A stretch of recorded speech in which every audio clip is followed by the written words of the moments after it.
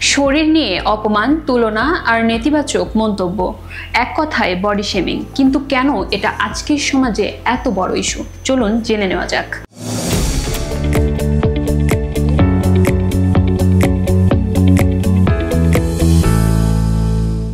কেন বাড়ছে? সোশ্যাল মিডিয়ার যুগে আমাদের জীবন তুলনা আর পরিপূর্ণতার প্রতিযোগিতায় আটকে গেছে। অসংখ্য এডিট করা ছবি, ফিল্টার আর পারফেকশন ড্রিভেন কন্টেন্ট মানুষকে নিজের শরীর নিয়ে আরও অনিরাপদ করে দিচ্ছে, ফলে বডি শেমিং আরও বাড়ছে।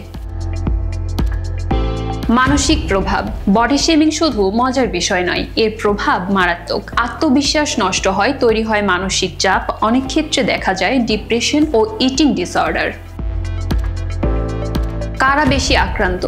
বিশেষজ্ঞরা বলছেন সবচেয়ে বেশি আক্রান্ত হচ্ছে নারী ও কিশোর কিশোরীরা। তবে মোটা, চিকন, লম্বা, খাটো যে কেউই টার্গেট হতে পারেন। শরীর বদলে গেলে শুরু হয় অন্যের মন্তব্য। সমাজ কেন এটা বন্ধ করতে পারছে না? সমস্যাটা শুধু সোশ্যাল মিডিয়া নয়, আমাদের পরিবার, বন্ধু বান্ধব, এমনকি কর্মক্ষেত্রেও শরীর নিয়ে মন্তব্যকে স্বাভাবিক মনে করা হয়। আর এ কারণে বডি শেমিং সমাজে গভীরভাবে গেড়ে বসেছে। সমাধান কোথায়? মানুষকে শরীর ইতিবাচক মানসিকতার দিকে ফিরিয়ে আনতে দরকার সচেতনতা, শিক্ষা এবং অন্যকে সম্মান করার অভ্যাস। নিজেকে গ্রহণ করা যেমন জরুরি, তেমনি অন্যের শরীর নিয়ে মন্তব্য না করাও সমান গুরুত্বপূর্ণ। শরীর কারো চরিত্রের পরিচয় নয়। বডি শেমিং বন্ধ হোক, স্বাস্থ্য আর আত্মসম্মানই হোক আমাদের আসল পরিচয়।